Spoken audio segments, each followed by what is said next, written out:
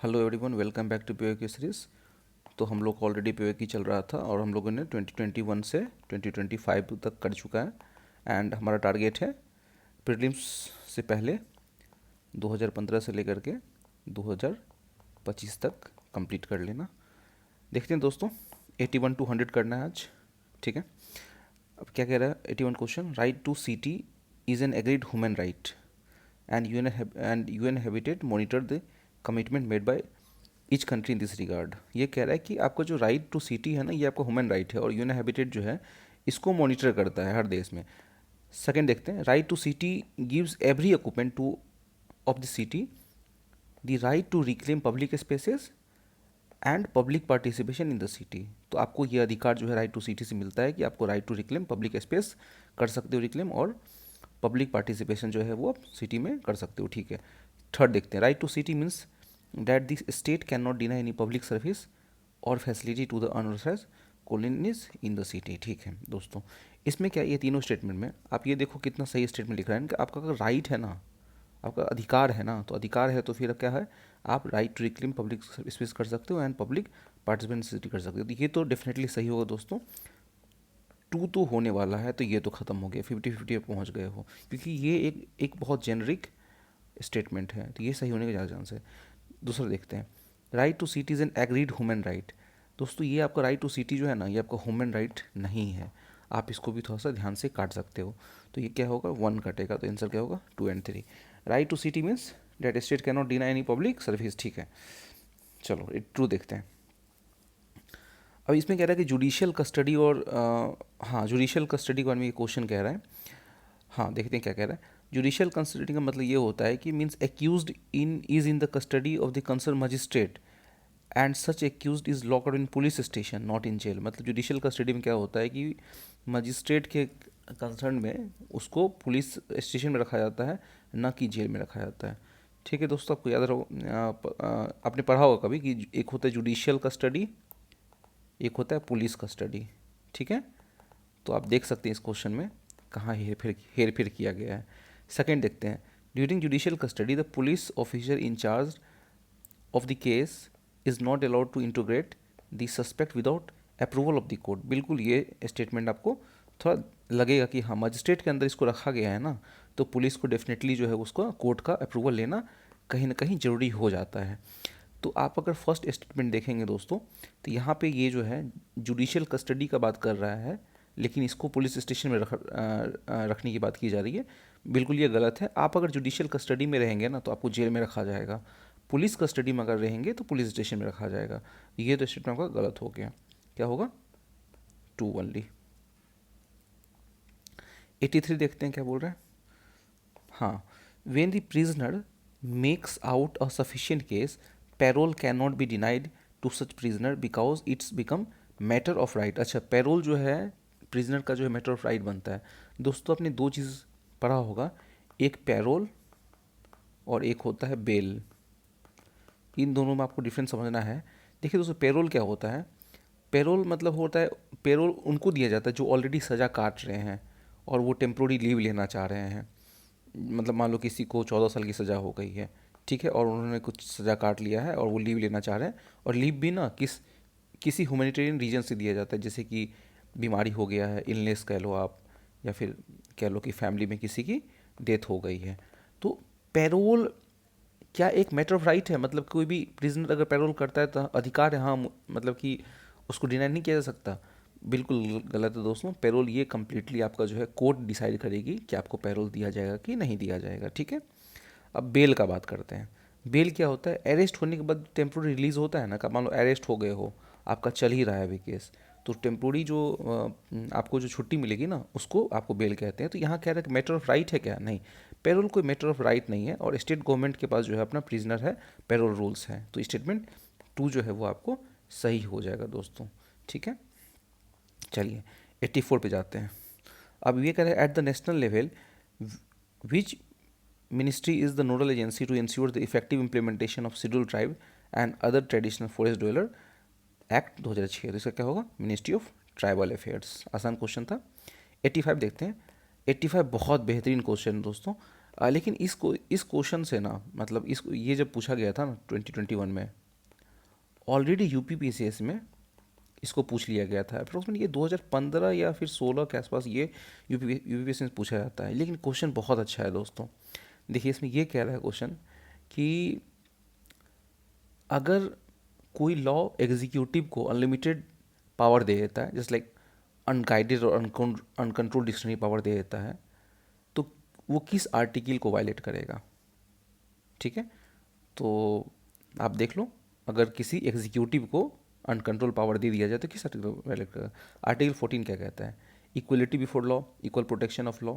ठीक है, तो और एक आर्टिकल 32 ये कहता है कि रेमेडीज़ की बात करता है कि आप जो है, अगर आपका वायलेट होता है तो आप सुप्रीम कोर्ट या हाई कोर्ट, सुप्रीम कोर्ट जा सकते हो, और हाई कोर्ट जाने के लिए आपका 226 है। तो इसका जो आंसर होगा दोस्तों ना, ये होगा आर्टिकल 14। आर्टिकल 14 क्या कह रहा है कि इक्वलिटी बिफोर लॉ, लॉ के नज़र में सब सेम है। तो ये क्वेश्चन काफ़ी अच्छा है दोस्तों, ये देख लेना, ये रिपीट भी हो सकता है। 85 86 देखते हैं। Which of the following is an Indian polity is an essential feature that indicate its federal in character? अच्छा, फेडरल इन कैरेक्टर की चर्चा यहाँ की जा रही है। ठीक है, तो इसका जो बेस्ट होगा, इसका बेस्ट जो होगा वो होगा independence of judiciary is safeguarded. जो क्या होगा, अगर आप फेडरल की बात करते हैं, और बाकी जो दोनों ये हैं, union has elected representative in constitution, ये सब से बेस्ट है ये जुडिशरी इज सेफगार्डेड। ठीक है दोस्तों, 87 देखते हैं, वो बेस्ट स्टेट को कौन डिस्क्राइब कर रहा है? ये चारों स्टेटमेंट काफ़ी लंबा है, मैं आपको बता देता हूँ क्या होगा। स्टेट के लिए आपको 4 चीज़ होना बहुत ज़रूरी है, तभी वो स्टेट कहा जाएगा। पॉपुलेशन, टेरिटोरी, गवर्नमेंट, फिर एक सॉवरेनिटी। ये 4 चीज़ मिला करके एक स्टेट बनता है, वो बेस्ट डिफाइन होता है एक स्टेट के लिए। आप ये पढ़ोगे ना चारों स्टेटमेंट, तो ये बेस्ट 87 का ए होगा आंसर। इस चीज़ को ध्यान देना, population, territory, government and sovereignty. 88 देखते हैं। अब इसमें कह रहा है कि एनी रिटायर्ड जज of supreme court of India can be called back to seat and act as a supreme court जज by chief justice of India with prior permission of president of India.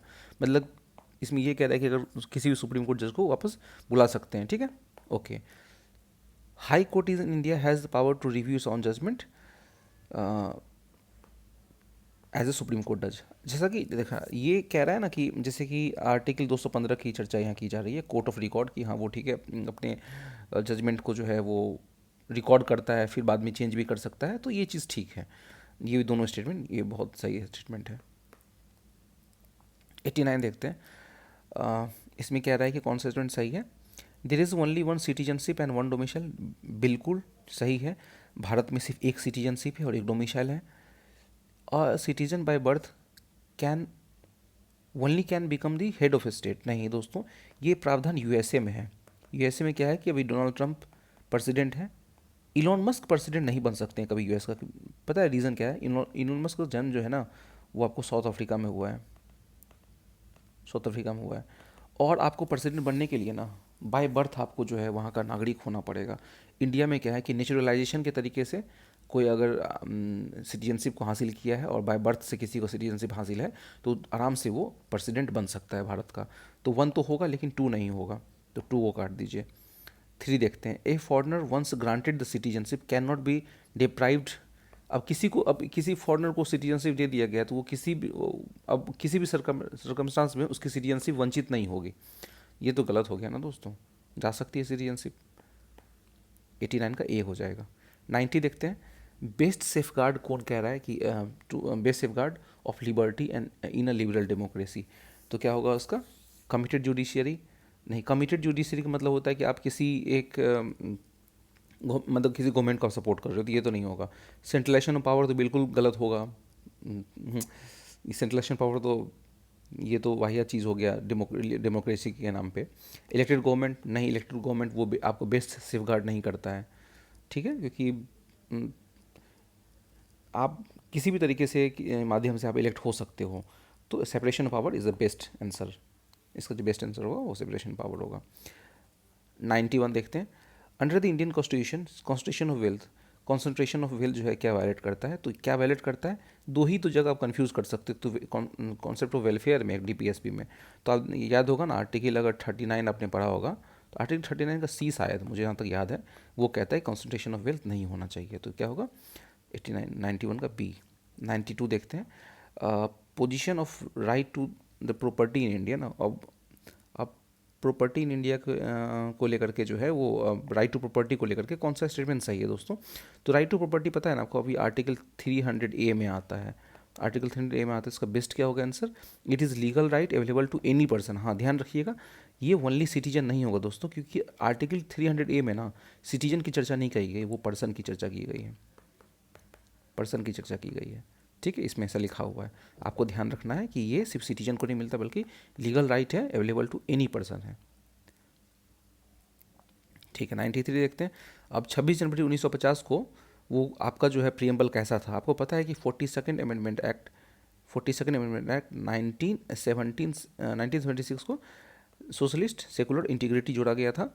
तो आप socialist secular हटा दो, secular ख़त्म, socialist secular ख़त्म, ये तीन चीज़ था, एसडीआर था ना, सॉवरेन डेमोक्रेटिक रिपब्लिक।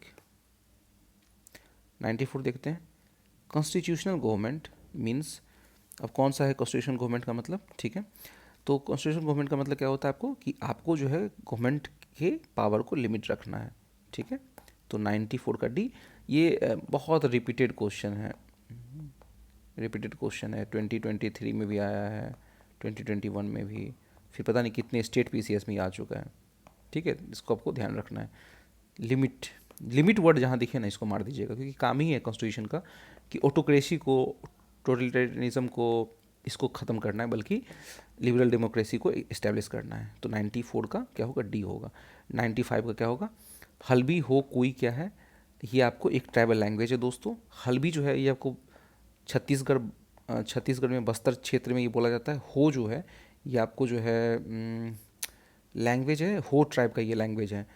मुझे एक्चुअली याद नहीं आ रहा है किस स्टेट का है। कोई जो है ये आपको आंध्र प्रदेश का है, ठीक है। तो इसका ट्राइबल है, ट्राइबल लैंग्वेज। हो संथालन हो है ना, संथालन हो, ये सब झारखंड का हो सकता है। 96 भारत रत्न जो है वो पद्म अवार्ड से रिलेटेड यहाँ चीज़ कही जा रही है। ये Bharat Ratna and Padma award है टाइटल अंडर, नहीं टाइटल नहीं है। देखिए टाइटल होता है महाराजा धीराज करके जो टाइटल मिलता था वो टाइटल सब आता है। आपकी अपनी एक्सेलेंस पे किसी चीज़ को हासिल किए होना, अपने एकेडमिक में किसी चीज़ को हासिल किए होना, तो वो टाइटल नहीं माना जाता है। तो वन तो गलत हो गया, हाँ इसमें गलत ही पूछ रहा है, तो वन तो गलत हो गया। Padma award which were instituted in the year 1954 were suspended only once, नहीं पद्म अवार्ड एक से ज़्यादा बार सस्पेंड किया गया। इतने अवार्ड जो इंडिया झेला है, तो डेफिनेटली वो एक से ज़्यादा बार सस्पेंड किया गया है। Number of Bharat Ratna award is restricted to maximum 5% नहीं, 5 इन अ पर्टिकुलर ये नहीं। यूजुअली जो है वो मतलब कि ऐसा कोई प्रावधान नहीं है, बट यूजुअली मतलब कि 3 लोगों को मतलब देने की बात की गई है। लेकिन इसमें जो है ना वो को कभी कभी 3 से ज़्यादा भी दिया जा सकता है, जिससे मेरे ख्याल से कि 2024 में ये 5 लोगों को दिया गया था, तो ये गलत हो जाएगा। तो इसका क्या होगा, तीनों स्टेटमेंट गलत हो जाएगा। भारत में देने का कोई स्टेचुरी लिमिट नहीं है, प्रैक्टिस में जो है वो बस 3 लोगों को देते हैं, ठीक है। 97 दोस्तों, 97 ये करंट अफेयर का क्वेश्चन, आप इसको स्किप कर सकते हो, उस तरह का करंट अफेयर का क्वेश्चन था ये आपको लॉरेंस स्पोर्ट्स से भी ये था, इसको भी आप स्किप कर सकते हो। बट इसमें देखो कि आप इसमें मैं ट्रिक बताता हूँ, ऐसे अगर क्वेश्चन आ जाए ना ट्रिक से भी कर सकते हैं। जैसे क्या, इसमें ये कह रहा है कि लॉरियस वर्ल्ड स्पोर्ट्स अवार्ड जो है वो इंस्टीट्यूट इन ईयर 2000 में, अब कौन सा स्टूडेंट सही है। देखो अमेरिकन गोल्फर टाइगर वुड्स जो है उनको फर्स्ट टाइम अवार्ड मिला था, ठीक है। अवार्ड जो है वो मैक्सिमम जो है दिया गया है किसको, फार्मूला 1 प्लेयर को। और यहाँ पे ये कह रहा है कि रोजर फेडरर को जो है ये मैक्सिमम नंबर ऑफ अवार्ड मिला है।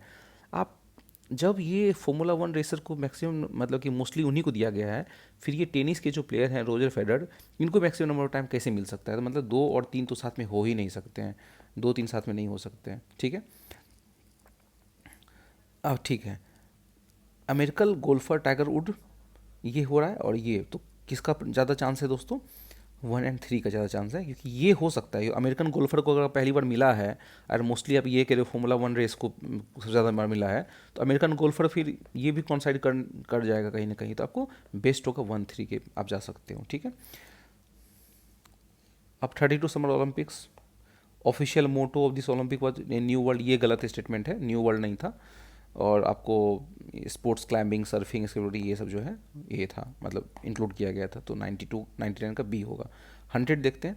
आईसीसी वर्ल्ड टेस्ट चैंपियनशिप में कह रहा है कि finalist way decided by the number of matches, नहीं फाइनलिस्ट एक ही मतलब फाइनलिस्ट क्या होता है ना कि वो उसका एक अलग प्रावधान है बनने का, और न्यूजीलैंड जो है वो रैंक अहेड ऑफ इंग्लैंड, ये दोनों स्टेटमेंट गलत हैं, ठीक है। तो इसको आप स्किप भी कर सकते हैं, इज़ नॉट इम्पॉर्टेंट, इसको आप स्पोर्ट्स को कितना पढ़ेगा आदमी, मतलब ठीक है।